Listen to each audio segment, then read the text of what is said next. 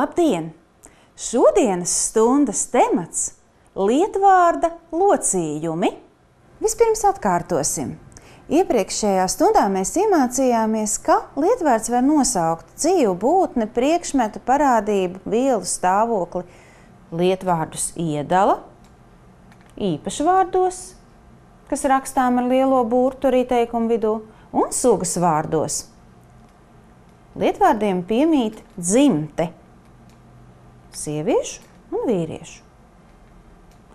Un lietvārdiem piemīt arī skaitlis – vienskaitlis un daudzskaitlis. Tekstā lietvārds var būt dažādos locījumos.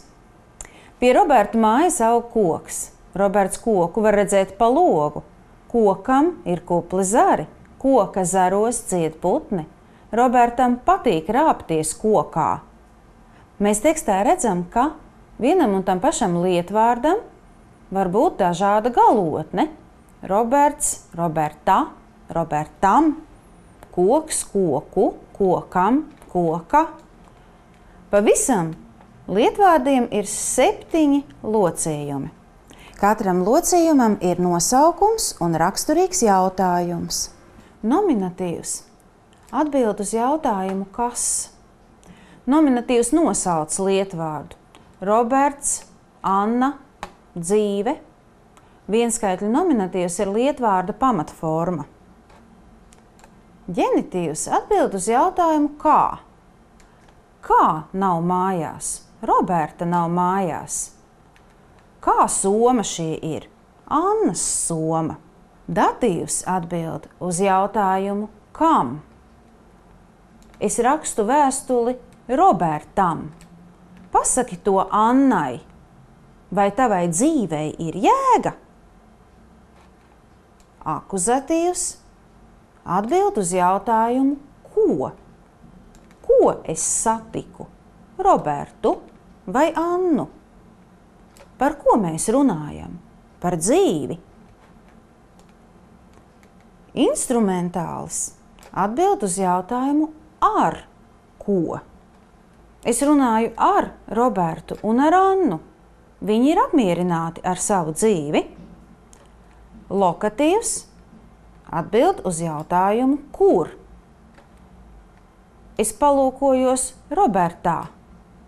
Es jautāju viņam, kā viņam klājas dzīvē. Vokatīvs ir locījums bez jautājuma. Ar vokatīvu mēs uzrunājam cilvēku.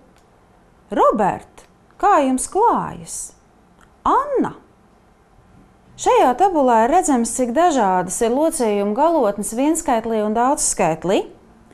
Tomēr var ievērot, ka, piemēram, daudzskaitļa ģenitīvā vienmēr būs galotne u. Vienskaitļa akuzatīvā un instrumentālī galotnes būs vienādas. Tieši tāpat daudzskaitļa datīvā un instrumentālī. Ir vērts ievērot, ka vienskaitļa lokatīvā galotnē vienmēr būs garais patskanis a, i, u vai e. Vokatīvā lietvārdam galotnes var arī nebūt. Mēs, piemēram, uzrunājam labdien, skolotāji. Ir vārdi, kuriem vokatīvā var lietot paralēli formas. Piemēram, mēs varam teikt tēt vai tēti. Parasti vokatīva galotne sakrīt ar nominatīva galotni. Un tā, šodien mēs noskaidrojām, ka lietvārdam latviešu valodā ir 7 locījumi. Nominatīvs, ģenitīvs, datīvs, akuzatīvs, instrumentālis, lokatīvs un vokatīvs. Lai jums veicas mācībās! Uz redzēšanos!